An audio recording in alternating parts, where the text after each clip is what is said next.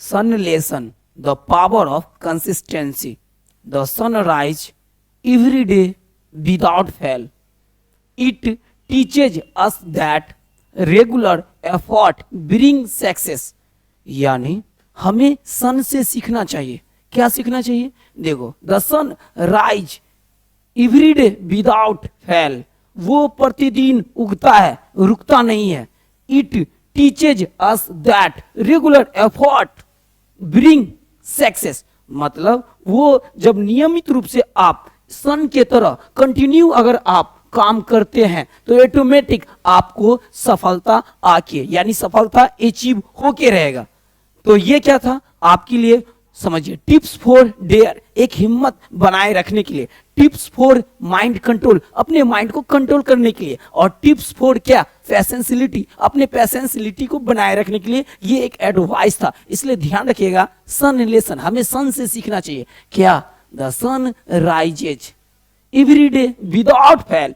It teaches us that regular effort bring success. तो हम चलते हैं आज जो मेरा क्लास है इसमें मेरा फर्स्ट चैप्टर रहेगा क्या, द लिविंग वर्ल्ड. आज मैं द लिविंग वर्ल्ड में जो क्वेश्चन लाया हूं उस क्वेश्चन को जानने से पहले हम आपको आज साइंस का इंट्रोडक्शन करेंगे और फिर जानेंगे स्कोप ऑफ बायोलॉजी और कुछ नेचर से रिलेटेड पॉइंट को आज एक्सप्लेन करेंगे. उस सभी को जानेंगे. उस सब को जानने से पहले आज इंट्रोडक्शन करेंगे अबाउट साइंस और फिर नेचर के बारे में, फिर स्कोप ऑफ बायोलॉजी. ये सब को जानेंगे डीप और डिटेल और विद सिंपल वर्ड. तो आप लोगों को समझ में आ गया होगा. तो क्या आप लोग रेडी हो? तो कमेंट कीजिए, हम आगे बढ़ते हैं. यस, आपने सही सुना. तो देख लीजिए, आज मेरा बायोलॉजी का क्लास और क्लास 11th है, इसीलिए मेरा जो टॉपिक है व्हाट आर लिविंग बींग्स, उसी से रिलेटेड जो क्वेश्चन बताएंगे उससे पहले इंट्रोडक्शन कर देते हैं. साइंस का काफी मजा आने वाला है, पूरे ध्यान से सुनिएगा और देखिएगा. आप सिर्फ देख लेंगे ना मेरे क्लास को तो उसी में आपको एक झमेला आउट हो जाएगा. कौन सा झमेला? एक झमेला नहीं रहेगा, याद करने का ये सब प्रॉब्लम नहीं रहेगा. बायोलॉजी सिर्फ देख के ही आपके माइंड में इंस्टॉल हो सकता है, ये गारंटी रहेगा. इसीलिए आप बिलीव कीजिए. सम बिलीव वेरी इंपॉर्टेंट, क्योंकि विदाउट बिलीव किए आप कोई भी क्वेश्चन को अपने अंदर में स्टेबल नहीं कर सकते. तो इसलिए हम चलते हैं क्वेश्चन पे.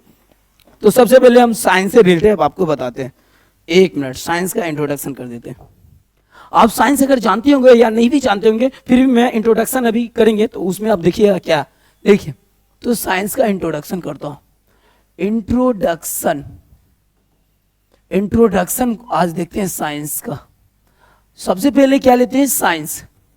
और साइंस में आज से जब भी अगर आपको कोई पूछेगा साइंस से रिलेटेड तो आप उसको हर क्वेश्चन का जवाब दे पाएंगे. सिर्फ आप प्यार से देखते रहिए. देखिए, जब भी कोई आपसे पूछेगा कि साइंस मतलब किस वर्ड से बना है तो याद रखिएगा. जब भी बोलेगा कोई कि साइंस किस वर्ड से बना है तो याद रखिएगा लैटिन वर्ड से बना है. लैटिन कौन सा वर्ड से बना है तो याद रखिएगा साइंटिया वर्ड से बना है. यानी साइंटिया वर्ड से क्या बना है, साइंस बना है. साइंटिया वर्ड एक लैटिन वर्ड है और साइंटिया का मीन्स क्या होता है, याद रखिएगा नॉलेज होता है. इसीलिए जिसमें ज्यादा नॉलेज हो उसी को हम साइंस कहते हैं. आप लोग को समझ में आ गया होगा कि साइंस एक लैटिन मतलब शब्द साइंटिया का अर्थ होता है नॉलेज और इसीलिए साइंस वर्ड बना है. अब हम बताते हैं कि ये साइंस का फादर कौन है. यानी कि जब साइंस हुआ तो फादर भी तो होंगे.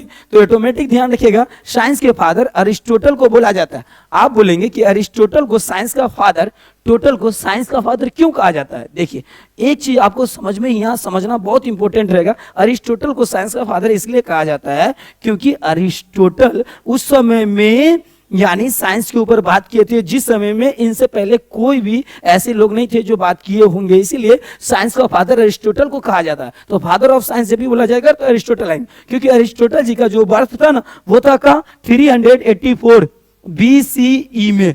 BCE का मीन्स होता है, बी का मीन्स याद रखिएगा बिफोर, याद रखिएगा बिफोर. सी का मीन्स होता है कॉमन और याद रखिएगा ई का मीन्स होता है एरा. मतलब आज से कितने वर्ष पहले इनका बर्थ हुआ होगा, आज से यानी 2400 ईयर्स पहले इनका बर्थ हुआ था, किनका? अरिस्टोटल जी का। इसलिए अरिस्टोटल जी ने जन्म लेने के बाद ये मतलब यानी कि राजा या ये क्या मतलब कोई युद्ध में ये सब मैटर में नहीं फंसे थे, इसीलिए उन्होंने सिर्फ स्टडी किए, इसीलिए वो साइंस के बारे में सोचना शुरू कर दिए, और सोचने के कारण फिर वो उनको साइंस के ऊपर रिसर्च भी किए, क्योंकि स्टडी किए होंगे तो फिर वो रिसर्च के कारण वो क्या साइंस के फादर कहलाने लगे। अगर ये भी अगर राजा की तरह अगर किसी राज्य के लिए युद्ध किए होते तो ऑटोमेटिक आज साइंस के फादर इन्हें नहीं बोला जाता। तो आप लोग को समझ में आ गया होगा कि मैं क्या आपको समझाया। समझ में आ गया तो कमेंट जरूर कीजिएगा। आगे बढ़ते हैं।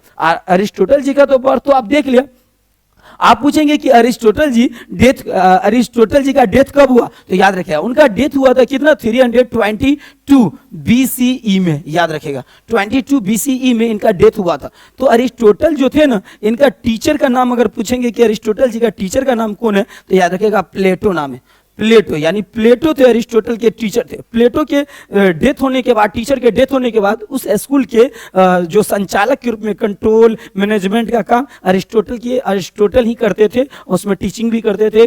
फिर आगे चल के अरिस्टोटल ने अपने टीचर के नेम से ही अपने जो अपना जो बेटा था उनका भी नाम रखे थे, और प्लेटोनिक स्कूल भी ओपन किए थे। इस तरह से अरिस्टोटल जी का अपना भी एक हिस्ट्री है। अगर आप बोलेंगे कि अरिस्टोटल जी को कौन कौन सब्जेक्ट में बहुत ज्यादा रुचि था, और उनका मतलब कौन कौन सब्जेक्ट में इंटरेस्टेड थे, और मतलब कौन कौन सब्जेक्ट है जिस सब्जेक्ट के फादर बोला जा सकता है, तो याद रखिएगा वो कोई एक नहीं, बायोलॉजी तो था ही उनका फेवरेट, और साथ में क्या था पता है? लॉजिक मतलब लॉजिक मतलब तार्किक शास्त्र।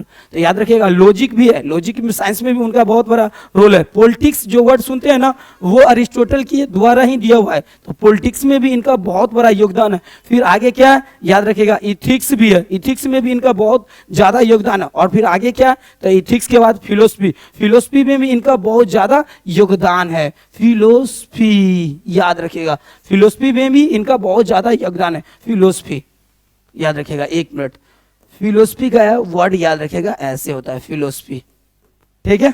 तो याद रखिएगा फिलोसफी। 1 मिनट, काम तो कर, काम क्यों नहीं कर रहा है?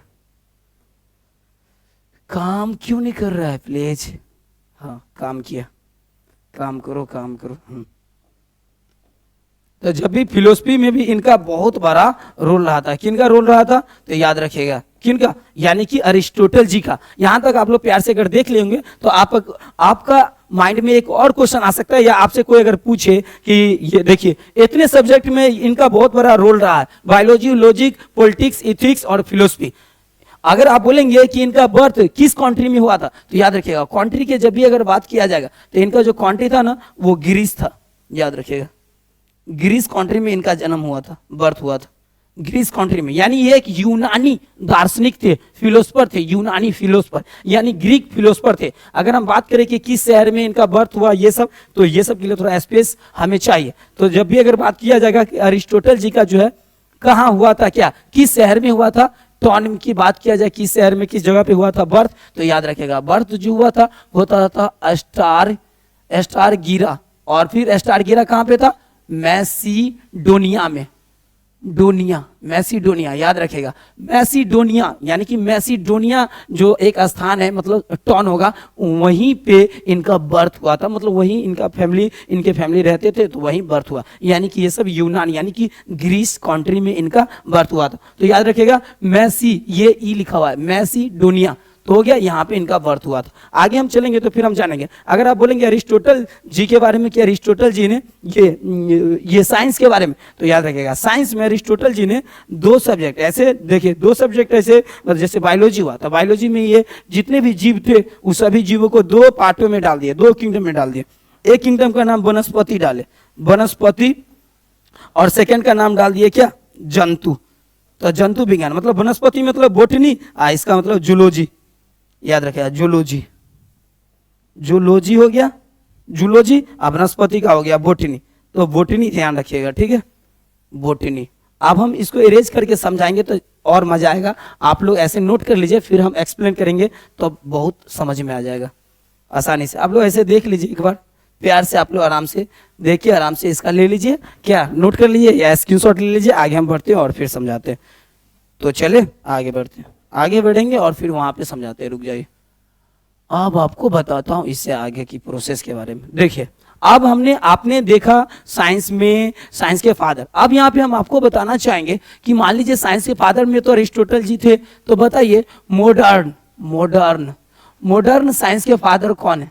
तो याद रखिएगा मॉडर्न जो साइंस थे, मॉडर्न साइंस के फादर, तो याद रखिएगा, आप लोग को दिख रहा है तो कमेंट जरूर कीजिएगा। मॉडर्न साइंस के फादर गैलीलियो को कहा जाता है, गैलीलियो, ये मॉडर्न साइंस के फादर थे। और ओल्ड साइंस के फादर के बारे में अरिस्टोटल, तो मॉडर्न साइंस के फादर गैलीलियो हो गए। और याद रखिएगा कि अगर जब भी अगर आपसे कोई पूछेगा कि बताइए कि साइंस को कितने भागों में डिवाइड किया गया, तो याद रखिएगा दो भाग होते हैं साइंस का। एक होते हैं फिजिकल साइंस, फिजिकल साइंस, याद रखिएगा फिजिकल साइंस हो गया, और सेकंड हो गया क्या, नेचुरल साइंस, नेचुरल साइंस हो गया। दो साइंस होता है, physical science, natural science. Physical science में दो पार्ट होते हैं, याद रखिएगा, एक होते हैं फिजिक्स और सेकंड होते हैं क्या, केमिस्ट्री। आप लोग को समझ में आ रहा है? कमेंट जरूर कीजिएगा। केमिस्ट्री होता है। और फिर नेचुरल साइंस में भी दो टाइप होते हैं, एक होते हैं जूलॉजी और सेकंड होते हैं बोटनी, याद रखिएगा। आपको हम ये भी समझाएंगे कि बोटनी, जूलॉजी और फिजिक्स, केमिस्ट्री ये सब कैसे हुआ, लेकिन ये साइंस का पार्ट याद रखिएगा, फिजिकल साइंस, नेचुरल साइंस। और फिर physical science two types, physics, chemistry, natural science का टू टाइप्स, जूलॉजी और बोटनी, ये दो आते हैं। आप लोग प्यार से देख लीजिए, फिर आगे एक्सप्लेन करते हैं तो वहां पे समझ में आ जाए। अब हम आपको बताएंगे जूलॉजी का फादर और बोटनी के फादर किसे कहा जाता है। तो आप लोग यहाँ तक देख लिए, तो आप बताते हैं। आप आते हैं यहाँ पे हम ये बता देता हूँ कि जूलॉजी के जब भी बोलेंगे फादर के बारे में कि जूलॉजी के फादर कौन है, तो अरिस्टोटल को जूलॉजी के फादर कहे जाते हैं। और बोटनी के फादर तो याद रखिएगा थियोफ्रास्टस, यानी थियोफ्रास्टस को कहा जाता है, थियोफ्रास्टस, थियोफ्रास्टस को कहा जाता है। फिर से यहाँ पे लिख देते हैं थियोफ्रास्टस को बोटनी का फादर कहा जाता है। यानी कि अब हमने अरिस्टोटल जी के बारे में बता दिए, अब थियोफ्रास्टस के बारे में बता देते कि वो कहाँ के साइंटिस्ट थे। याद रखिएगा अरिस्टोटल के ही मतलब यानी स्टूडेंट का नाम है थियोफ्रास्टस। थियोफ्रास्टस अरिस्टोटल के स्टूडेंट है, जिन्होंने यानी कि बोटनी यानी वनस्पति मतलब कि पेड़ पौधे के बारे में काफी रिसर्च किए थे। उनका बुक का भी नाम बताएंगे, तो आप थियोफ्रास्टस के बारे में बताते हैं, ध्यान से देखिएगा। चलिए तो आप लोग प्यार से देख लीजिए, हम थोड़ा इरेज कर देते हैं तो समझाने में और इजी रहेगा मेरे लिए। तो यहाँ तक देख लीजिए, हम अब इसको इरेज करके समझाते हैं। हाँ तो आप लोग को समझ में आ रहा है ना? यस आएगा, बहुत इजी है। साइंस को समझना सिर्फ मेरे क्लास में आप देखते रहिए, उसी में समझ में आ जाएगा। ज़्यादा आपको टेंशन लेने की जरूरत भी नहीं पड़ेगा और याद भी करना नहीं पड़ेगा, बल्कि आपको ऑटोमेटिक समझ में आ जाएगा। अब हम आपको किन के बारे में, अरिस्टोटल जी के बारे में तो आप जान गए। अब हम बात करेंगे थियोफ्रास्टस के बारे में। अब चलते हैं थियोफ्रास्टस के बारे में कि थियोफ्रास्टस का रोल क्या रहा। थियोफ्रास्टस के बारे में जानते हैं। थियोफ्रास्टस ये थियोफ्रास्टस जो है ना, ये भी एक साइंटिस्ट है, याद रखिएगा। ये कौन है? ये साइंटिस्ट है, साइंटिस्ट, सॉरी एक मिनट हो जाए, एक मिनट, साइंटिस्ट है, याद रखिएगा, साइंटिस्ट है। यानी थियोफ्रास्टस है वो साइंटिस्ट है और फादर ऑफ बोटनी। याद रखिएगा ये जो फादर है ना थियोफ्रास्टस, जो फादर है वो किस सब्जेक्ट का फादर है? बोटनी का फादर है। इसलिए ध्यान रखिएगा वनस्पति का फादर है, पेड़ पौधा में काफी ज्यादा इनका रहा है यानी योगदान थियोफ्रास्टस का। अब हम चलते हैं थियोफ्रास्टस का बर्थ कब हुआ था। तो याद रखिएगा थियोफ्रास्टस का जो बर्थ हुआ था ना, वो होता कब हुआ था? 371 BCE में। और फिर इनका डेथ कब हुआ था? तो याद रखिएगा इनका डेथ हुआ था 287 BCE में हुआ था। BCE मतलब बी मतलब याद रखिएगा बिफोर होता है, ठीक होता है, बिफोर, और सी मतलब कॉमन होता है, ये ध्यान में रखिएगा, और फिर ई मतलब एरा होता है, ये ध्यान में रखिएगा। तो इसीलिए उस समय में यही कैलकुलेशन चलता था। तो 371 BC से 287 BC में इनका डेथ हो गया था। थियोफ्रास्टस के बुक के बारे में अगर बात करें तो वो भी हम आपको क्लियर कर देते हैं। थियोफ्रास्टस के जो बुक थे, वो पहला बुक ये था, कौन? हिस्टोरिया, हिस्टोरियन था, याद रखिए, हिस्टोरियन, हिस्टोनिया, एक मिनट रुक जाइए,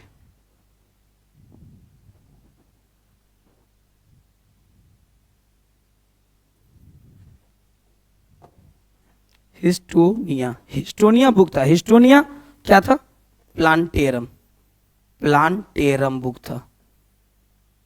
इरेज करना बहुत जरूरी है, स्पेस खाली रहेगा तभी मजा आएगा आपको समझाने।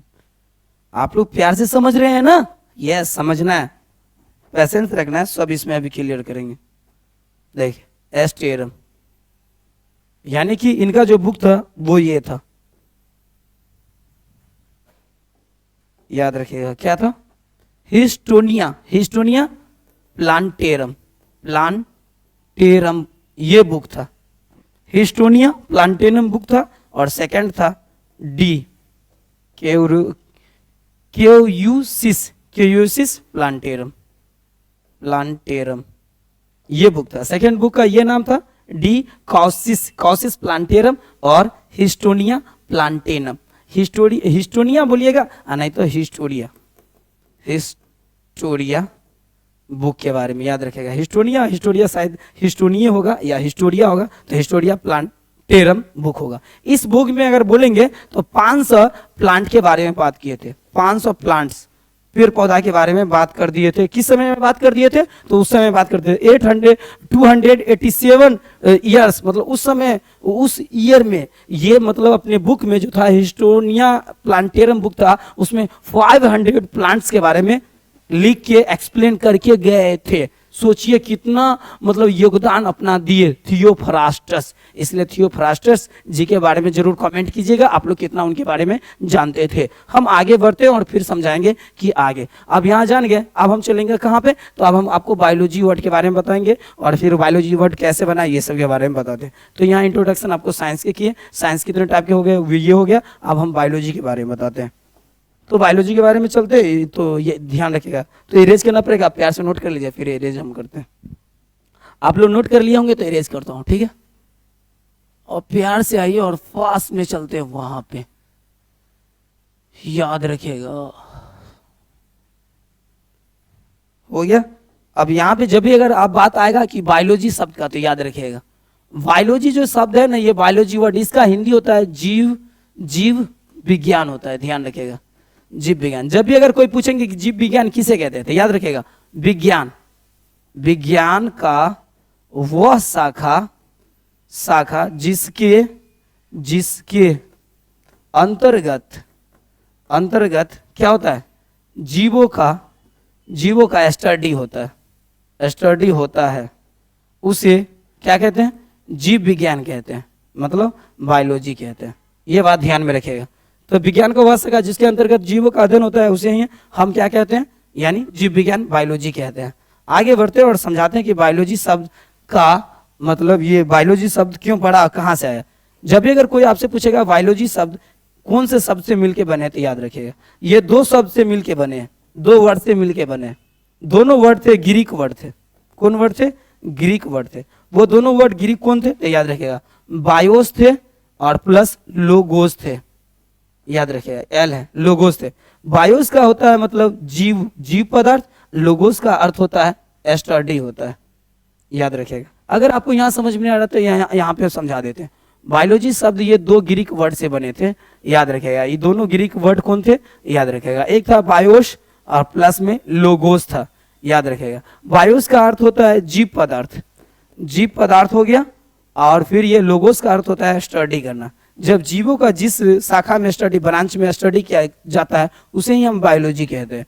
इनका जो है ना, यानी कि बायोलॉजी का फादर ले मार्क थे, ले मार्क, याद रखिएगा। यानी कि ये वर्ड यहाँ पे थोड़ा सा मिसिंग हो गया, इसको फिर से लिख देता हूं यहाँ पे। व्हाट? ले मार्क, ले मार्क थे, ये फ्रांस के साइंटिस्ट थे। कहाँ के थे? फ्रांस के साइंटिस्ट थे, एक जर्मन साइंटिस्ट थे जिसको ट्रिविरेनस कहते हैं, आगे चल के बताएंगे।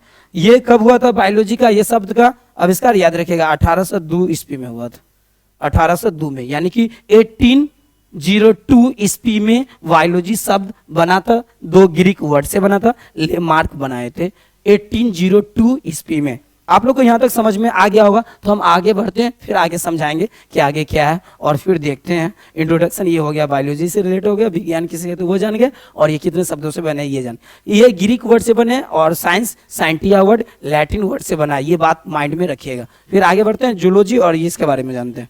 चले अब आते हैं, अब हम चलते हैं क्वेश्चन की तरफ। तो आप लोग अगर रेडी हैं तो हम क्वेश्चन की तरफ बढ़े तो जरूर कमेंट कीजिए, हम क्वेश्चन की तरफ बढ़ते हैं और फिर जानते हैं कि क्वेश्चन आज क्या क्या बताएंगे। अब ये सब आप जान गए ना, तो आपको क्वेश्चन समझ में बहुत ईजी हो जाएगा, बहुत मजा आने वाला है, तो क्वेश्चन समझ में बहुत मजा आएगा। चले तो बढ़ते हैं क्वेश्चन की तरफ। अब देखिए मेरा कौन क्वेश्चन आता है, बायोलॉजी। What is biology? तो याद रखिए अभी जस्ट हम आज बायोलॉजी के बारे में जो बताया है वही बायोलॉजी के बारे में यहाँ भी जानना है। तो जब भी बायोलॉजी वर्ड के बारे में बात किया जाएगा तो याद रखिएगा ये दो वर्ड से बनता है, एक होता है बायोस और प्लस दूसरा होता है लोगोस। तो याद रखिएगा बायोस और लोगोस ये दो वर्ड से बना है। तो बायोस मतलब याद रखिएगा जीवित पदार्थ, और लोगोस मतलब याद रखिएगा स्टडी होता है। तो आप लोग को समझ में आ गया होगा। अब ये जीव विज्ञान किसे कहते हैं और इसका फादर कौन है? तो लेमार्क है, याद रखिएगा लेमार्क फादर है, लेमार्क फादर है, याद रखिएगा। तो लेमार्क जो है ना ये फादर है किसका? याद रखिएगा किसका फादर है? तो ये फादर है, इसका फादर है लेमार्क, बायोलॉजी का लेमार्क बायोलॉजी का फादर है। अब ये बात करते हैं यहाँ पे बायोलॉजी सब, जब भी अगर बोलेगा बायोलॉजी विज्ञान का वह शाखा, याद रखिएगा विज्ञान यानी साइंस का वह शाखा जिसके क्या अंतर्गत जीव का स्टडी किए जाते हैं उसे ही हम बायोलॉजी कहते हैं। जैसे biology is the branch of science that studies living organism, जब लिविंग ऑर्गेनिज्म के बारे में स्टडी किया जाता है उसे ही हम बायोलॉजी कहते हैं। आगे बढ़ते हैं और जानते हैं फिर नेक्स्ट क्वेश्चन क्या है, आप लोग को ये समझ में आ गया होगा। अब ये मेरा नेक्स्ट क्वेश्चन क्या है उसको समझते हैं और देखते हैं क्या है। Who first used term biology in 1802? देखिए पूछ दिया ना यहाँ पे, यानी कि किसने मतलब बायोलॉजी वर्ड का फर्स्ट बार मतलब यूज किया। तो याद रखिएगा लेमार्क ने फर्स्ट बार यूज किया था बायोलॉजी वर्ड का लेमार्क। और सेकंड थे उनका नाम था ट्रीवीरियनस याद रखिएगा। ये थे जर्मन के साइंटिस्ट थे और लेमार्क फ्रांस के साइंटिस्ट थे। इन दोनों का बहुत बड़ा योगदान रहा है। 1802 ईस्वी में फर्स्ट बार बायोलॉजी वर्ड का यूज किए थे, याद रखिएगा बायोलॉजी वर्ड का फर्स्ट बार यूज किए थे। आगे हम बढ़े और जानते हैं कि आप समझ गए कि ये फर्स्ट बार बायोलॉजी वर्ड का यूज किसने किया था, तो यही दोनों लोगों ने मिलकर किए थे। हम उससे पहले आप थोड़ा आपको एक वर्ड और बताएंगे, नेक्स्ट क्वेश्चन में बता देंगे, एक और क्वेश्चन बता देंगे, वहां आपको और समझने में बहुत ईजी हो जाएगा। हम नेक्स्ट क्वेश्चन की तरफ बढ़ते हैं और जानते हैं नेक्स्ट क्वेश्चन क्या है। अब मेरा नेक्स्ट क्वेश्चन क्या है वो समझते हैं। From which language is the word biology derived, यानी कि किस भाषा से बायोलॉजी वर्ड को लिया गया है। तो हमने इससे पहले आपको बता दिए ग्रीक लैंग्वेज से बायोलॉजी वर्ड को लिया गया है। हम आपको यहाँ पे एक चीज और बता देते हैं, जो नेचुरल साइंस था ना, ये इसमें स्पेस है इसीलिए बचा रहा हूँ। नेचुरल साइंस में जो दो पार्ट था साइंस का, एक कौन था नेचुरल साइंस में? एक था यानी जूलॉजी और फिर सेकेंड था बोटनी। आप ध्यान रखिएगा ये जो जूलॉजी शब्द जो है ये भी ग्रीक वर्ड से बना हुआ है, दो ग्रीक वर्ड से बना है। एक वर्ड कौन था याद रखिएगा, जुओन का अर्थ होता है जंतु होता है, याद रखिएगा जुओन का अर्थ होता है जंतु होता है। और ये भी ग्रीक वर्ड से बना है, ये ग्रीक वर्ड से बना है। इसका ग्रीक वर्ड में बोटेन होता है और बोटेन का मतलब होता है पेड़ पौधा, याद रखिएगा, यानी कि प्लांट होता है, यानी पेड़ पौधा बोलिए या प्लांट बोलिए, ये होता है उसका अर्थ। उससे बोटनी बना, इधर यानी जुओन से जूलॉजी बना और बोटेन से बोटनी बना है। और बोटनी के फादर थियोफ्रास्टस है और जूलॉजी के फादर अरिस्टोटल है। तो अरिस्टोटल याद रखिएगा, अरिस्टोटल और थियोफ्रास्टस याद रखिएगा इनका फादर है। थियोफ्रास्टस फादर ऑफ बोटनी और father of Aristotle father of zoology. तो फादर ऑफ जूलॉजी अरिस्टोटल और फादर ऑफ बोटनी थियोफ्रास्टस। आप लोग को समझ में आ गया होगा। बढ़ते हैं नेक्स्ट क्वेश्चन की तरफ, जानते हैं नेक्स्ट क्वेश्चन क्या है। आप लोग ऐसे प्यार से देख लीजिए, ग्रीक वर्ड से ही ये सब बना हुआ है, ये सब का ये मतलब होता है ग्रीक। आगे बढ़े तो आप लोग वहां से कमेंट जरूर कीजिए ताकि मुझे आगे बढ़ने में बहुत इजी हो सके, हम आगे बढ़ने में हमें हेल्प मिल सके और मुझे ये क्लियर हो सके कि आप लोग रियलिटी में समझ रहे हैं। याद रखिएगा व्हाट डज बायोस मीन्स। अभी जस्ट हम बताए थे कि बायोलॉजी वर्ड रहेगा वो दो वर्ड से बना है, वो दोनों वर्ड का मीनिंग आपको बता दिए थे, ये दोनों ग्रीक वर्ड से आया हुआ है।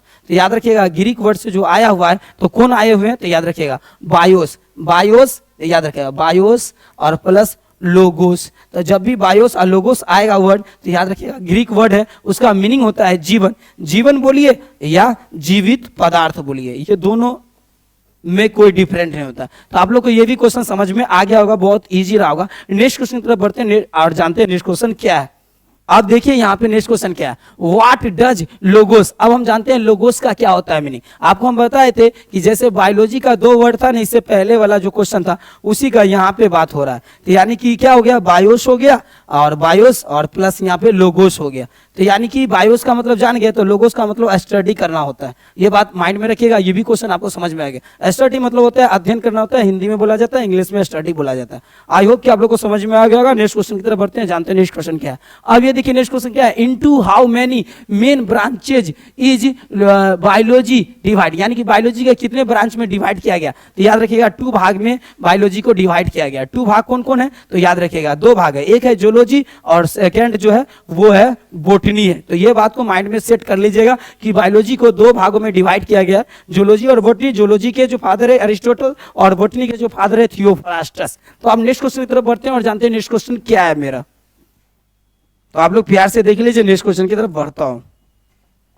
अब ये नेक्स्ट क्वेश्चन को समझते हैं क्या है। देखिए name the 2 main branches of biology का 2 मेन ब्रांच का नाम बताइए। तो हमने 2 मेन ब्रांच का नाम बता दिया। एक हो गया बोटनी, जिसमें पेड़ पौधा के बारे में स्टडी होता है। याद रखिए पेड़ पौधा के बारे में जहां स्टडी होगा उसी को हम बोलते हैं बोटनी। और जब स्टडी होगा किसके बारे में, याद रखिएगा जब जंतु के बारे में स्टडी होगा, इसका मतलब इंग्लिश में एनिमल बोलते हैं। एनिमल के बारे में जब स्टडी होगा तो याद रखिएगा हम उसको बोलते हैं क्या चीज, जूलॉजी बोलते हैं। और इसीलिए जूलॉजी अरिस्टोटल को बोला गया। और एक चीज और ध्यान में रखिएगा, अरिस्टोटल जो है ना, अरिस्टोटल ये तो फादर है किसका फादर है, साइंस का। और साथ में क्या है, अरिस्टोटल टीचर है किसका, जानते हैं, थियोफ्रास्टस का। इसीलिए थियोफ्रास्टस को इतने ज्यादा गुरु मत मान लीजिएगा, क्योंकि थियोफ्रास्टस जो है वो स्टूडेंट है किसका, अरिस्टोटल का। तो ये जो स्टूडेंट है ना, यानी याद रखिएगा क्या स्टूडेंट, ये स्टूडेंट है किसका, अरिस्टोटल का, थियोफ्रास्टस। तो ये बात को ध्यान में रखिएगा, ये स्टूडेंट है, ये जो है ना ये टीचर है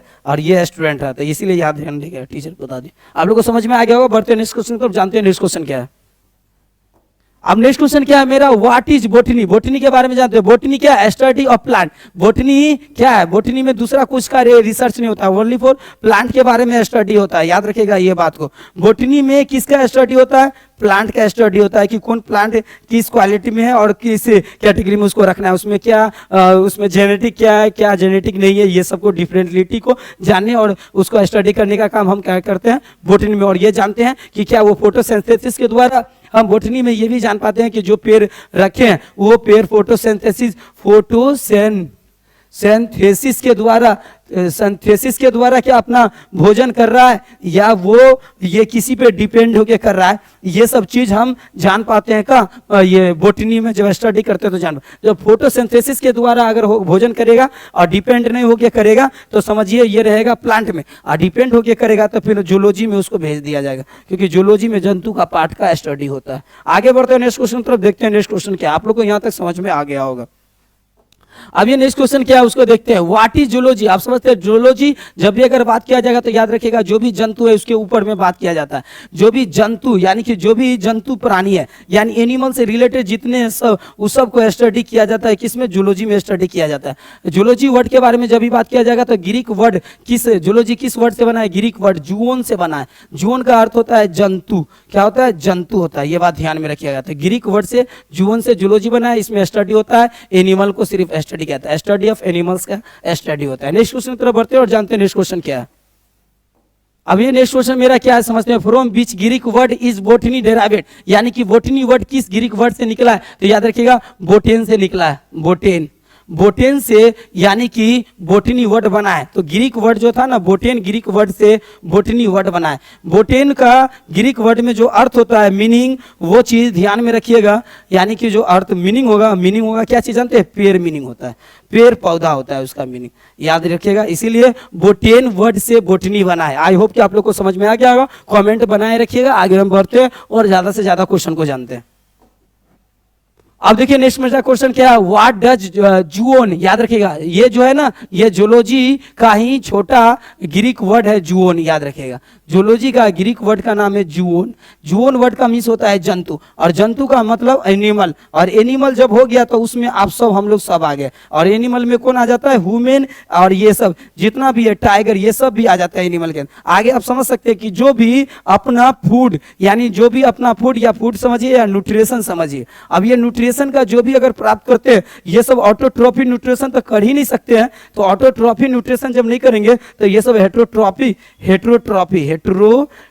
न्यूट्रिशन के अंतर्गत आ जाते हैं। कौन आ जाते हैं हेट्रोट्रॉफी के न्यूट्रिशन का? तो ये नहीं होगा, ये आ जाते हैं। तो जब भी न्यूट्रिशन हेट्रोट्रॉफी के अंतर्गत करेंगे तो ये सब जीवन के ही एनिमल्स होते हैं, जीवन के ही जीव होते हैं। आई होप कि आप लोग को समझ में यहाँ तक भी आ गया होगा। हम बढ़ते हैं नेक्स्ट क्वेश्चन की तरफ, जानते हैं नेक्स्ट क्वेश्चन क्या है। अब ये देखिए नेक्स्ट क्वेश्चन क्या है, what is meant by scope of biology. हम बायोलॉजी के स्कोप के बारे में जानते हैं। The wide range and applications of biology, यानी जीव विज्ञान का विस्तृत क्षेत्र और उसके अनुप्रयोग। यहाँ देखिए जब भी अगर बात किया जाएगा स्कोप ऑफ बायोलॉजी के बारे में, तो एक चीज और ध्यान में रखिएगा। बोलिए क्या? बायोलॉजी के एक, देखिए बायोलॉजी एक ऐसा स्कोप है जहां हम क्या करते हैं, जीव के विज्ञान को एक विस्तार करने के लिए, मतलब हम डेवलप करने के लिए,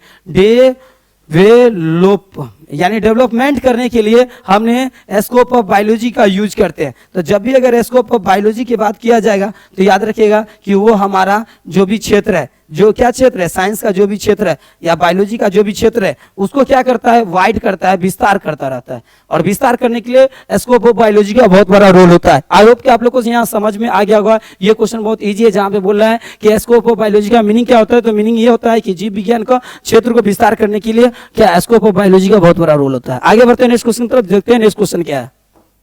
अब नेक्स्ट क्वेश्चन क्या है उसको समझते हैं। Why is biology important for human, यानी बायोलॉजी ह्यूमन के लिए क्यों महत्वपूर्ण है, इसको जानते हैं। It helps in understanding life and disease. ध्यान रखिएगा, बायोलॉजी हमारे लाइफ में हेल्प करते हैं। बायोलॉजी नहीं रहेंगे तो हम दो चीज खो देंगे। एक क्या करता है, हम क्या खो सकते हैं, तो याद रखिएगा, एक लाइफ के बारे में स्टडी करने के लिए बायोलॉजी चाहिए, और एक अपने डिजीज से लड़ने के लिए और डिजीज से बचने के लिए बायोलॉजी हमारे लिए महत्वपूर्ण है। यह जीवन और रोगों को समझाने में सहायता करता है। अगर ये हम नहीं रहेगा तो हम अपने लाइफ को अंडरस्टैंडिंग नहीं कर पाएंगे, और साथ में क्या, डिजीज को हम क्या नहीं कर पाएंगे, किल नहीं कर पाएंगे, या समझिए ट्रीटमेंट नहीं कर पाएंगे। तो ट्रीटमेंट नहीं कर पाएंगे, इसलिए नहीं कर पाएंगे क्योंकि हमारे पास में क्या नहीं रहेगा। तो याद रखिएगा, बायोलॉजी का नॉलेज बहुत इंपॉर्टेंट है फॉर ह्यूमन के लिए, जिससे हम डिजीज से बच सकते हैं, अपने लाइफ को स्टडी कर सकते हैं, और इस जब स्टडी हो जाएगा और रोगों से बच जाएंगे तो मेरा लाइफ बेस्ट हो जाएगा। इसीलिए बायोलॉजी हमेशा हमें हेल्प करते रहते हैं। ये बात को हमेशा ध्यान रखिएगा, और बायोलॉजी हमारे लिए बहुत बड़ा महत्वपूर्ण है। यही क्वेश्चन पूछ रहा था,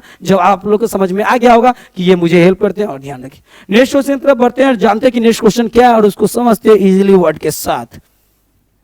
अब देखिए नेक्स्ट क्वेश्चन क्या है, बीच साइंस इन्फ्लुएंसेड मॉडर्न साइंस। देखिए मॉडर्न साइंस कौन कौन साइंस से प्रभावित हो रहा है वो समझते हैं। अब मॉडर्न साइंस के मॉडर्न साइंस के जब भी अगर बात किया जाएगा कि मॉडर्न साइंस के फादर कौन है, तो एक चीज हमेशा ध्यान में रखिएगा, मॉडर्न साइंस के जो फादर है वो गैलीलियो को बोला जाता है। गैलीलियो मॉडर्न साइंस के फादर है, ओल्ड साइंस के फादर एरिस्टोटल आते हैं। अब जब भी अगर बात किया जाएगा कि मॉडर्न साइंस यानी मॉडर्न जो बायोलॉजी है वो किससे प्रभावित है, किस कौन कौन से साइंस से प्रभावित होते हैं, तो मॉडर्न जो साइंस है, मॉडर्न साइंस मतलब ये मॉडर्न जो साइंस है ये किस चीज से प्रभावित होता है, तो इस पर कौन कौन साइंस इफेक्ट डालता है, तो समझते हैं। इफेक्ट जो डालता है ये डालता है, एक फिजिक्स डालता है, फिजिक्स मॉडर्न साइंस पे इफेक्ट डालता है, केमिस्ट्री इफेक्ट डालता है, और फिर कौन डालता है इफेक्ट, तो याद रखिए एस्थेटिक्स भी इफेक्ट डालता है, एस्थेटिक्स ये भी इफेक्ट डालता है, और फिर आगे कौन डालता है, एस्थेटिक्स भी इफेक्ट डालता है, और फिर क्या, एस्थेटिक्स याद रखिएगा, एक मिनट प्लीज फास्ट। एस्थेटिक्स भी यहाँ पे, यानी एस्थेटिक्स याद रखिएगा, आप अगर क्लास 10th में होगे तो प्रोबेबिलिटी में जो है ना, सॉरी एस्थेटिक्स मतलब सांख्यिकी होता है, प्रोबेबिलिटी मतलब प्रैक्टिस होता है एस्थेटिक्स, और यहाँ पे एस्थेटिक्स आता है, फिर कंप्यूटर साइंस, ये सब क्या करता है, मॉडर्न साइंस को इफेक्ट डालता है। मॉडर्न साइंस में किसका किसका इफेक्ट है, कौन कौन साइंस का प्रभाव है, मॉडर्न आधुनिक साइंस में कौन कौन साइंस का प्रभाव है, तो याद रखिए कंप्यूटर साइंस, यानी कि कंप्यूटर साइंस का भी इस पर प्रभाव पड़ता है। ये साइंस यानी कि physics science, physical science, chemical मतलब केमिस्ट्री, केमिकल साइंस, एस्थेटिक्स और कंप्यूटर साइंस, ये सभी साइंस का मॉडर्न साइंस पर इफेक्ट है, प्रभाव है। आई होप कि आप लोग को समझ में आ गया होगा। हम बढ़ते हैं नेक्स्ट क्वेश्चन की तरफ, देखते हैं नेक्स्ट क्वेश्चन क्या है मेरा। अब देखिए मेरा नेक्स्ट जो क्वेश्चन है उसको समझते हैं आसान वर्ड के साथ। What is bio physics, biophysics के बारे में दिया, application of physics in biology. Biology में क्या करता है, यानी कि बायोलॉजी में क्या चीज करता है, जीव विज्ञान में भौतिक की प्रयोग, यानी कि जरूरी है बायोलॉजी में फिजिक्स का प्रयोग जरूरी है। फिजिक्स का प्रयोग नहीं होगा तो ऑटोमेटिक बायोलॉजी अधूरा है। बहुत ऐसे बायोलॉजी में बहुत ऐसे साइंस है जिसका इन्वॉल्व है, बहुत जरूरी है। याद रखिएगा हमेशा, अरिस्टोटल सिर्फ एक बात ध्यान रखिएगा, अरिस्टोटल सिर्फ साइंस के फादर नहीं है, पॉलिटिक्स के भी फादर अरिस्टोटल माने जाते हैं। ये बात को ध्यान में रखें, माने जाते हैं है भी। और लॉजिकल जो साइंस होता है, लॉजिक साइंस, उसमें भी इनका रोल है। फिर क्या है जानते हैं, फिलोसफी में भी इनका बहुत बड़ा रोल है। ये फिलोसफी पर भी बहुत ज्यादा बात की है। फिर आगे किस पे बात की है, इथिक्स पर भी बहुत ज्यादा ये बात कर रखे। फिलोसफी, इथिक्स हो गया, ये सब पे बहुत खुल के बात कर, पॉलिटिक्स ये सब पे खुल के बात कर रखे। तो इसीलिए हमेशा ध्यान रखिएगा कि ये हल्के में नहीं लीजिएगा, इनका बायोलॉजी तो पहले से है। तो इसीलिए बायोलॉजी में जो है ना फिजिक्स का इसलिए रोल होता है, बायोफिजिक्स का, क्योंकि उसमें एप्लीकेशन यानी प्रयोग किया जाता है। मतलब भौतिक का कोई भी प्रयोग होता है तो ये फिर बायोफिजिक्स के द्वारा ही संभव हो सकता है बायोलॉजी में कि कोई भी अगर रिलेटेड हमें फिर भौतिक से रिलेटेड मतलब फिजिक्स से रिलेटेड कुछ भी अगर प्रयोग करना है तो हमें बायोफिजिक्स में स्टडी करते हैं। यानी कि जीव विज्ञान में जब भी अगर हमें कोई भी चीज़ अगर मान लीजिए डिस्कवरेट करना है तो वहाँ पे ये बायोफिजिक्स में इसका यानी प्रयोग करके हम प्राप्त करते हैं और जानते हैं। तो नेक्स्ट क्वेश्चन तरफ बढ़े और जानते हैं नेक्स्ट क्वेश्चन क्या है। जैसे देख लीजिए, अरिस्टोटल ने साइंस के फादर के साथ और सब सब्जेक्ट के भी फादर माने जाते हैं और है भी, और रिसर्च भी उनका है। आगे बढ़ते हैं, नेक्स्ट क्वेश्चन क्या है, बायोकेमिस्ट्री के बारे में जानते हैं कि बायोकेमिस्ट्री क्या है। Study of chemical reactions in living organism, यानी कि जो भी जीवित है उसमें केमिकल रिएक्शन जो होता है वो क्या है बायोकेमिस्ट्री में। याद रखिएगा एक चीज और, जीवित प्राणियों में होने वाली रासायनिक क्रियाओं में, यानी कि बायोकेमिस्ट्री में ये होता है कि जैसे देखिए हमारे शरीर में जो है ना, रियलिटी एक चीज और बता देते हैं आपको, फिजिक्स का भी हमारे बॉडी में बहुत बड़ा रोल है और केमिस्ट्री का भी हमारे शरीर में बहुत बड़ा रोल है, और बाकी तो हमारा शरीर तो हमारा बायोलॉजी है। तो हमारा जो शरीर है वो बायोलॉजी और बाकी केमिस्ट्री और फिजिक्स जो हमारे बॉडी में है, तो ये दोनों को जो है फिजिक्स और केमिस्ट्री जो हमारे शरीर में, तो जैसे केमिस्ट्री का कोई रासायनिक परिवर्तन है हमारे बॉडी में, मान लीजिए कोई रिएक्शन हो रहा है, कौन सा रिएक्शन हो रहा है, तो याद रखिएगा कोई हमारे शरीर में रिएक्शन हो रहा है, वो कोई रिएक्शन कौन है, केमिकल रिएक्शन है। तो मान लीजिए केमिकल हमारे शरीर में रिएक्शन, उसको पता लगाने के लिए हम क्या करेंगे, तो पता लगाने के लिए हमको बायोकेमिस्ट्री में जाना पड़ेगा, वहाँ स्टडी करके हम पता लगा सकते हैं कि बायो रिएक्शन यानी केमिकल कौन से रिएक्शन के कारण हमारा कौन प्रॉब्लम हो रहा है। तो बायो यानी कि केमिकल रिएक्शन को जानने के लिए बायोकेमिस्ट्री में जाना बहुत इंपॉर्टेंट है, और वो जाएंगे तभी रियल को जान पाएंगे। आई होप कि आप लोग को समझ में आ गया होगा। हम बढ़ते हैं नेक्स्ट क्वेश्चन तरफ, जानते हैं नेक्स्ट क्वेश्चन मेरा क्या है। तो हम study of chemical reaction, chemical को रिएक्शन यानी जो भी सजीव है उसके शरीरों में केमिकल रिएक्शन का स्टडी करने के लिए बायोकेमिस्ट्री में जाते हैं। अब मेरा नेक्स्ट क्वेश्चन जो है उसको ध्यान से देखिए, व्हाट इज बायो इन्फॉर्मेटिव, यानी बायो इन्फॉर्मेटिव याद रखिएगा, जो बायोलॉजी में जो भी हम क्या करते हैं, रिसर्च करते हैं, तो जो भी हम अगर रिसर्च करेंगे बायोलॉजी में तो वो सब इन्फॉर्मेशन को हम कहाँ रखेंगे, तो इन्फॉर्मेशन को कहाँ हम रखेंगे, तो एक जगह तो हमको करना पड़ेगा ना, इंस्टॉल करना पड़ेगा। तो इंस्टॉलिंग जो हम करते हैं ना, तो वो कहाँ करते हैं, बायो इन्फॉर्मेटिव, मतलब हम क्या करते हैं, कहाँ, कंप्यूटर के द्वारा। तो यूज ऑफ कंप्यूटर जो हम यूज करते हैं उसी के कारण अब ये एक नया बायोलॉजी का ब्रांच है जिसको हम बायो इन्फॉर्मेटिव कहते हैं। मतलब बायोलॉजी डाटा को जब हम डालते हैं उसी को बायो इन्फॉर्मेटिव कहते हैं, और बायो इन्फॉर्मेटिव में बायोलॉजी यानी कि हमारा जो भी बायोलॉजी में रिसर्च होता है, जो भी डेटा तैयार होता है, उस सभी डेटा को क्या करते हैं, डेटा को यानी कंप्यूटर में जब हम क्या करते हैं, ट्रांसफर करते हैं, तो उसी को हम क्या करते हैं, बायो इन्फॉर्मेटिव, यानी बायोलॉजी से रिलेटेड जीव जंतु के बारे में जो भी डेटा है उस सब जब कंप्यूटर में हम क्या करते हैं, ट्रांसफर कर देते हैं, तो उसी को हम बायो इन्फॉर्मेटिव कहते हैं। वो हमारे लिए बहुत जरूरी होता है क्योंकि हम जब अपने जीवों के आंकड़ा को सही से मेंशन और मैनेज कर पाएंगे। तो इसीलिए बायो इन्फॉर्मेटिव मतलब बायोलॉजी जीव जंतु के बारे में जितना भी रिसर्च हुआ उसी में रहता है, तो उसी के लिए बायो इन्फॉर्मेटिव वर्ड बोला गया। आई होप कि आप लोग को समझ में आ गया होगा। बढ़ते हैं नेक्स्ट क्वेश्चन पर, देखते हैं नेक्स्ट क्वेश्चन क्या है। अब नेक्स्ट क्वेश्चन क्या है मेरा, वो जानते हैं। Why has the scope of biology became vast, यानी कि VAST के बारे में जानते हैं। ये क्यों एक ब्रांच को बनाया है, तो याद रखिएगा इसलिए बनाया, देखिए due to development of new scientific branch, यानी कि एक न्यू साइंटिफिक ब्रांच है। हम क्या करते हैं, नई वैज्ञानिक शाखाओं के विकास के कारण हम एक नया ब्रांच बनाते हैं जिसको VAST यानी कि वास्ट या वेस्ट बोल सकते हैं, वास्ट ये ब्रांच, यानी कि हमें जब भी अगर जब भी हम न्यू ब्रांच बनाएंगे तो उसमें इसका बहुत बड़ा रोल होता है।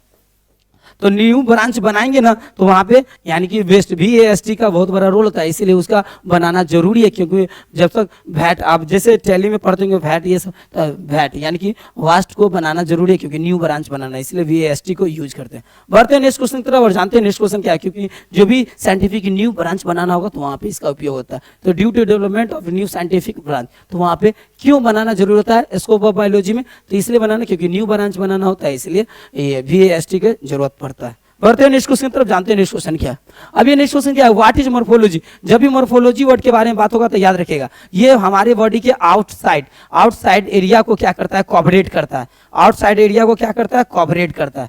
आउटसाइड एरिया में जो भी प्रॉब्लम है उस पर रिसर्च करता है, ये बात को हमेशा माइंड में रखिएगा। तो मॉर्फोलॉजी के द्वारा हमारा जो भी है, जो भी क्या है, लिविंग ऑर्गेनिज्म है, लिविंग ऑर्गेनिज्म, ये बात को ऑर्गेनिज्म, जो भी लिविंग ऑर्गेनिज्म है, तो लिविंग ऑर्गेनिज्म में जो भी बात अगर होता है ना तो वो मॉर्फोलॉजी में स्टडी होता है। लिविंग ऑर्गेनिज्म के जो भी आउटसाइड है, बाहरी क्षेत्र जो भी है, आउटसाइड एरिया, तो आउटसाइड एरिया में जो भी प्रॉब्लम होगा वो सब रिसर्च होगा मॉर्फोलॉजी में। तो विज्ञान का ये भी साइंस का बहुत बेस्ट क्या है, ब्रांच है, जहाँ पे हम वो एक्सटर्नल स्ट्रक्चर को रिसर्च करते हैं, यानी बॉडी के एक्सटर्नल जो स्ट्रक्चर है उसी को रिसर्च करते हैं। मतलब लिविंग ऑर्गेनिज्म के एक्सटर्नल और यानी कि लिविंग जो है ना, लिविंग ऑर्गेनिज्म के एक्सटर्नल स्ट्रक्चर को स्टडी किया जाता है मॉर्फोलॉजी में।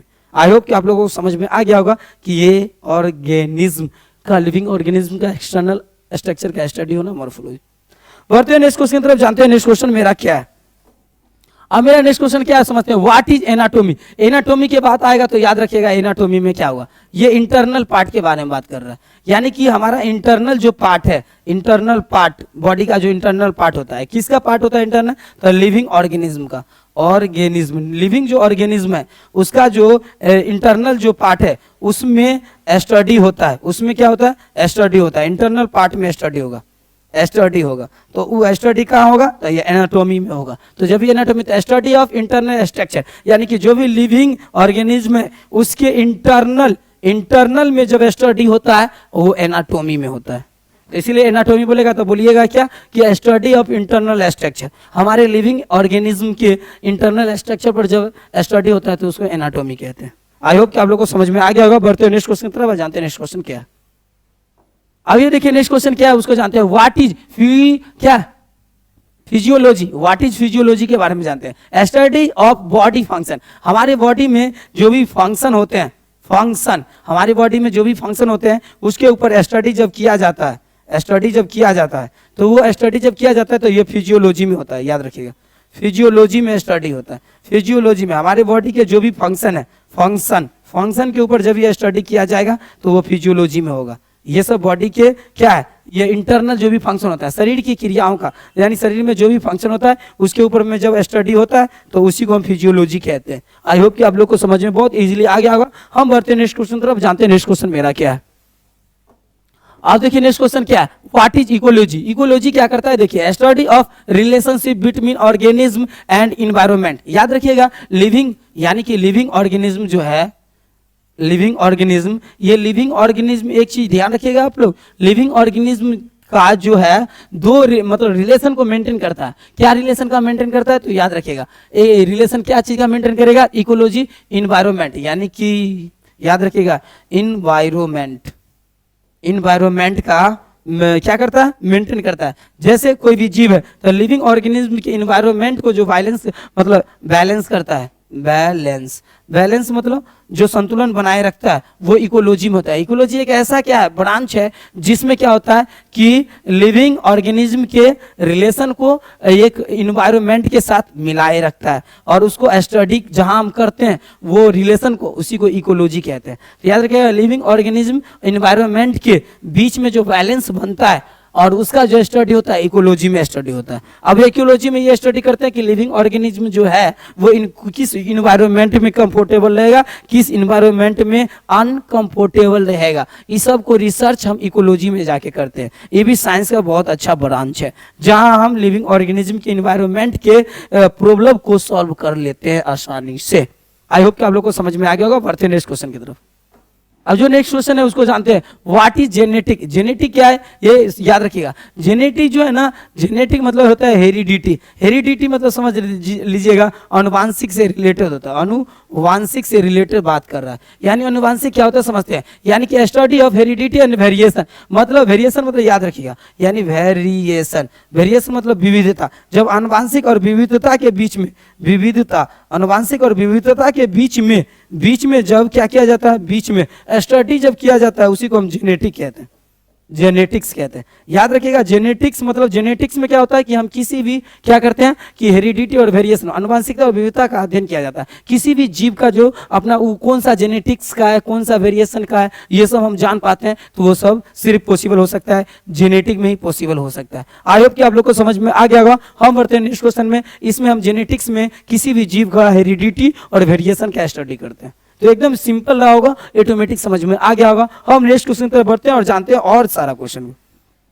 अब मेरा जो नेक्स्ट क्वेश्चन है, व्हाट इज इम्ब्रायो। इम्ब्रायो के बारे में जब भी अगर बात करेगा तो याद रखेगा इम्ब्रायो मतलब होता है, याद रखेगा, यानी कि जीवों का मतलब, उसको हिंदी में हम इम्ब्रायो को क्या बोलते हैं, इम्ब्रायोलॉजी। इम्ब्रायोलॉजी बोलेगा तो याद रखेगा इम्ब्रायो को आप इम्ब्रायो भी बोल सकते हैं। ये इम्ब्रायो का बोलेंगे तो याद रखेगा इम्ब्रायो का मतलब होता है भ्रूण होता है। भ्रूण मतलब समझिए वो फ्यूटस के बारे में बोल रहा है, फ्यूटस के बारे में बोल रहा है, यानी कि फ्यूटस, एक मिनट, फ्यूटस के बारे में बोल रहा है, फ्यूटस के बारे में बोल रहा है। फ्यूटस मतलब समझ रहे संतान, मतलब संतान वो संतान जिसको बचपन में ही मान लीजिए किसी भी ह्यूमन के बॉडी में अगर मान लीजिए कौन सा फ्यूटस है, इसको अगर जानना है, फ्यूटस को जानना है तो इम्ब्रायो के, यानी कि भ्रूण को, भ्रूण हत्याकांड आप सुने होंगे, तो भ्रूण हत्या का मतलब एक फ्यूटस को। तो इसीलिए याद रखिएगा एक चीज हमेशा कि उसका स्टडी होता है, कहाँ स्टडी होता है उसका, इम्ब्रायोलॉजी में स्टडी होता है। भ्रूण के ऊपर स्टडी जो है ना इम्ब्रायोलॉजी में होता है। इसीलिए ध्यान में रखना है कि इम्ब्रायो का जो स्टडी है वो होता है इम्ब्रायोलॉजी में होता है। हम इसमें जान पाते हैं कि कोई भ्रूण जो है वो मेल है या फीमेल है, किसी भी मतलब हम एनिमल में जान सकते हैं आसानी से। तो ये ह्यूमन में ज़्यादा इस पर रिसर्च किया गया, और ये एनिमल में भी होता है। जैसे में आप समझ सकते हैं काऊ, काऊ में भी, बुफैलो में भी कि ये क्या है, मेल है या फीमेल है, बुफैलो, बुफैलो, इसमें भी रिसर्च आप जान सकते हैं कि मेल है फीमेल है। इस सब पे इम्ब्रायो का टेस्ट होते रहता है। आई होप कि आप लोग को समझ में आ गया होगा। यहाँ इम्ब्रायो को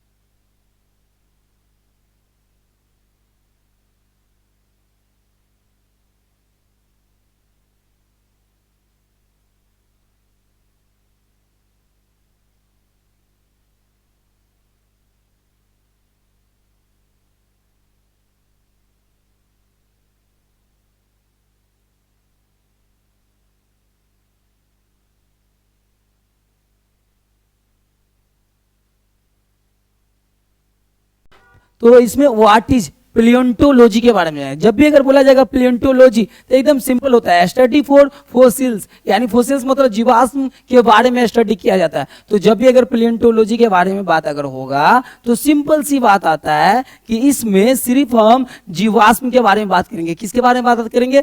जीवाश्म के बारे में बात करेंगे। तो याद रखिएगा, जब भी अगर स्टडी अगर करना होगा जीवाश्म के बारे में तो प्लेंटोलॉजी में जाके स्टडी करेंगे। आप लोग को समझ में आ गया होगा। हम बढ़ते हैं नेक्स्ट क्वेश्चन की तरफ और जानते हैं नेक्स्ट क्वेश्चन क्या है और देखते हैं।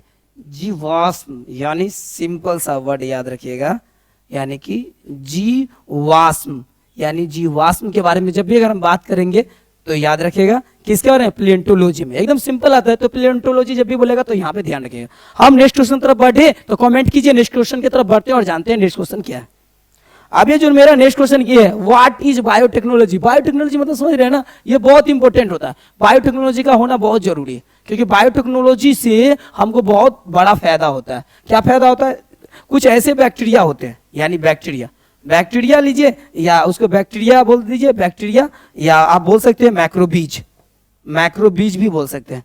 तो कुछ ऐसे होते हैं मैक्रोबीज जिसको जो हमारे ह्यूमन के लिए, भोजन के लिए बहुत इंपॉर्टेंट होते हैं। तो फूड के लिए बहुत इंपॉर्टेंट होते हैं। तो फूड के लिए इंपॉर्टेंट होते हैं तो उसको हम कैसे जानेंगे कि ये फूड के लिए इंपॉर्टेंट है और ह्यूमन के लिए यूजफुल है? तो इस मैक्रोबीज पर हम जो स्टडी करेंगे वो स्टडी किस में कर सकते हैं? बायोलॉजी के कौन से ब्रांच पे? तो टेक्नोलॉजी में कर सकते हैं। एक चीज और ध्यान रखिएगा, एक यूनिट पढ़ाएंगे क्लास 12th में, तो उसमें एक यूनिट का नाम होता है बायोलॉजी, क्या? Biology in human welfare. याद रखिए, ह्यूमन वेलफेयर। तो ह्यूमन वेलफेयर में एक चैप्टर आता है जिसका नाम है मैक्रोबीज।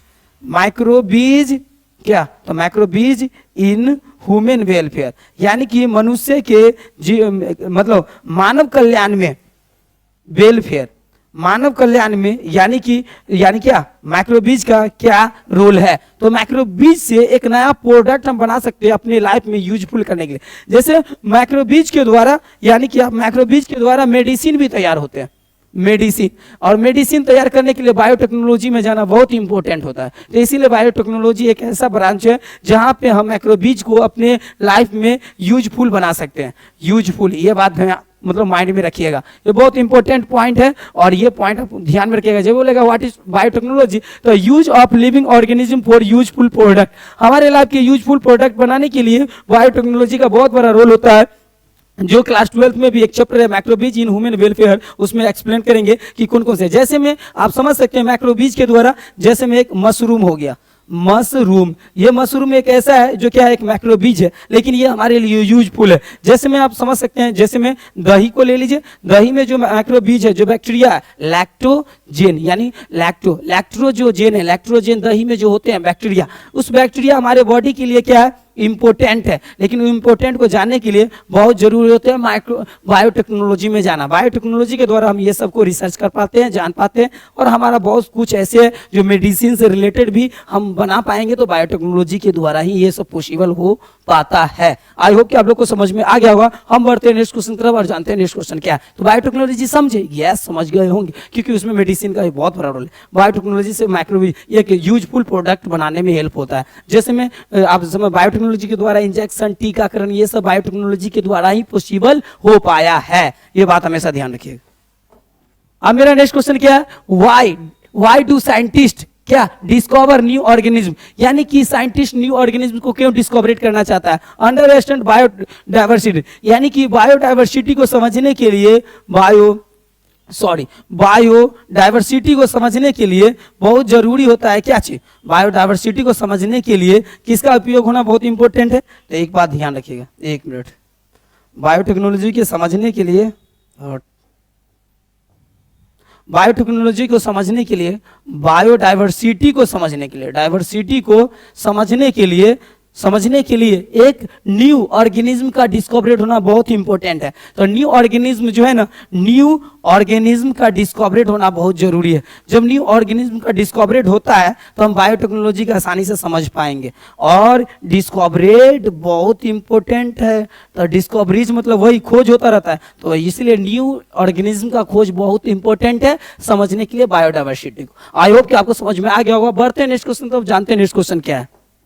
अब ये देखिए नेक्स्ट क्वेश्चन क्या है, how does biology help in medicine. Medicine में यानी कि मेडिसिन में मतलब बायोलॉजी का क्या हेल्प है, बायोलॉजी जो है क्या मदद करता है। तो याद रखिएगा बायो यानी मेडिसिन में जो है बायोलॉजी जो हेल्प करता है वो हेल्प ये करता है, क्या करता है हेल्प, देखिए ध्यान से। जैसे मान लीजिए वो ट्रीटमेंट के जो काम है वो हम ट्रीटमेंट के काम बायोलॉजी के द्वारा ही कर सकते हैं। अगर मान लीजिए कोई डिजीज है, उस डिजीज को हम अच्छा से समझने के लिए हमको बायोलॉजी का स्टडी करना पड़ेगा, उसके बाद हम सही से मेडिसिन हम ले पाएंगे। तो बायोलॉजी की स्टडी करने से क्या होता है, हम डिस्कवरिंग मतलब कि दो काम हम कर पाएंगे, एक क्या डिजीज को समझ पाएंगे और दूसरा क्या है कि हमारा डिस्कवर में आगे डिस्कवरी जो होगा यानी कि डिस्कवर हम करेंगे कोई भी मतलब ऑर्गेनिज्म का, उसमें मुझे हेल्प करेगा बायोलॉजी। तो बायोलॉजी बहुत इंपॉर्टेंट होता है, एक मेडिसिन के लिए और दूसरा ट्रीटमेंट के लिए। मेडिसिन मतलब याद रखिएगा जो दवा है, मतलब दवा के लिए और प्लस में किसके लिए, ट्रीटमेंट के लिए, यानी कि इलाज करने के लिए।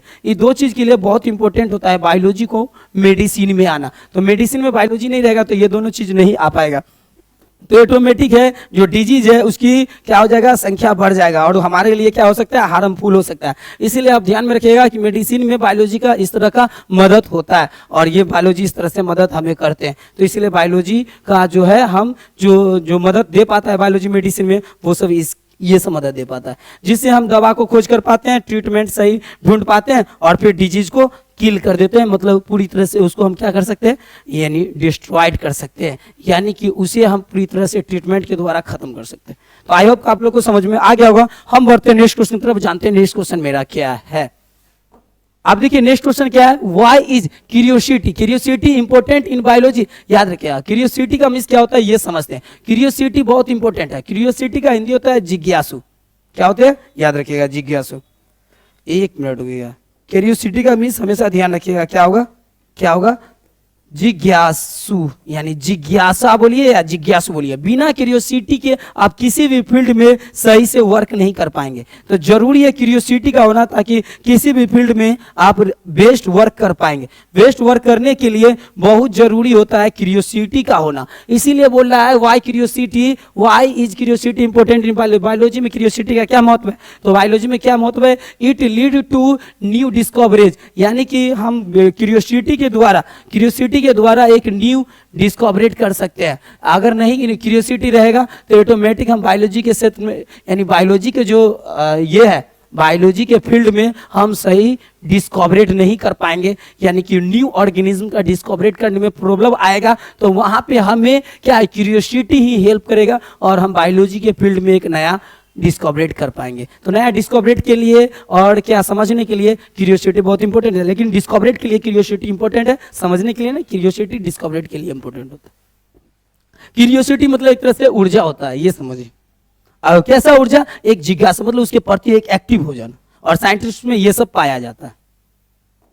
अब नेक्स्ट क्वेश्चन क्या है वो समझते हैं। लास्ट क्वेश्चन है, व्हाई इज बायोलॉजी कॉल्ड और डायनेमिक साइंस। आप समझते हैं डायनेमिक साइंस किसे कहते हैं, इसको समझते हैं डायनेमिक साइंस। याद रखिएगा डायनेमिक साइंस जो है ना, इसका मीनिंग आसानी से समझिए ऐसे। डायनेमिक साइंस को हिंदी में बोला जाता है गतिशील, यानी कि गतिशील विज्ञान। आप देखिए यहाँ पे क्वेश्चन क्या पूछ रहा है, यानी कि विज्ञान को, जीव विज्ञान को गतिशील विज्ञान क्यों कहा जाता है, क्या बोला जाता है, यानी जीव विज्ञान है उसको गतिशील विज्ञान क्यों कहा जाता है। क्वेश्चन यहाँ पे आता है कि जीव विज्ञान को गतिशील विज्ञान क्यों कहा जाएगा। तो याद रखिएगा इसलिए कहा जाता है कि जीव विज्ञान को गतिशील विज्ञान क्योंकि because it continuously develops with new research. जब अगर आप न्यू रिसर्च करेंगे तो ऑटोमेटिक है, न्यू रिसर्च करेंगे तो ऑटोमेटिक आप समझ सकते हैं कि न्यू रिसर्च में क्या होता है, दिमाग लगाइए। न्यू रिसर्च से क्या होता है कि बायोलॉजी का फील्ड में हमेशा एक नया क्या हो रहा है, डिस्कवरेट हो रहा है ऑर्गेनिज्म का, तो गति कर रहा है। तो एक सिंपल सी बात है कि हमेशा ये गति कर रहा है, तो जैसे गति किया तो इसीलिए उसको बोल दिया डायनेमिक साइंस बोल दिया। यानी कि बायोलॉजी को डायनेमिक साइंस इसलिए बोल दिया क्योंकि इसके क्षेत्र में न्यू रिसर्च हो रहा है। जब न्यू रिसर्च होगा तो वो कंटिन्यू गति कर रहा है। जब कंटिन्यू ऑटोमेटिक कंटिन्यू गति करेगा तो वो ये कहलाएगा कंटिन्यू गति। जब ये हुआ कंटिन्यू बना तो ऑटोमेटिक ये गति हो गया, गति जब हुआ तो डायनेमिक साइंस हो गया। आई होप कि आप लोग को समझ में आ गया होगा। जहाँ पर समझ में नहीं आएगा आप कमेंट कीजिएगा, आपका कमेंट का ध्यान रखा जाएगा। और मैं इसी तरह से मतलब यानी कि जो भी द लिविंग वर्ल्ड में जहाँ पर भी नहीं समझ में आएगा कमेंट जरूर कीजिएगा। ये आप लोग से मेरा हमेशा रिक्वेस्ट रहता है, आज भी रहेगा। तो आज का क्लास कैसा लगा जरूर कमेंट कीजिएगा। कहाँ पे समझ में नहीं आया, कौन कौन वर्ड या कौन कौन से क्वेश्चन आपको ज़्यादा समझ में आया, कमेंट जरूर कीजिएगा। मैं आपका कमेंट का वेट करूंगा। थैंक यू सो मच आज के क्लास में आप लोग के प्रेजेंट होने के लिए। आज के क्लास में टाइम आप लोग को मतलब अपना टाइम आप लोग जो दिए उसके लिए आप लोग को बहुत बहुत thank you so much. Wish you all the best. फिर मिलते हैं नेक्स्ट क्लास में नेक्स्ट क्वेश्चन के साथ और नेक्स्ट टॉपिक और नेक्स्ट चैप्टर के साथ। तो फिर एकदम डीप और डिटेल से बात करेंगे। तो आप लोग कैसे हैं जरूर कमेंट कीजिएगा। आज का क्लास कैसा लगा जरूर कमेंट कीजिएगा। तो चलते हैं।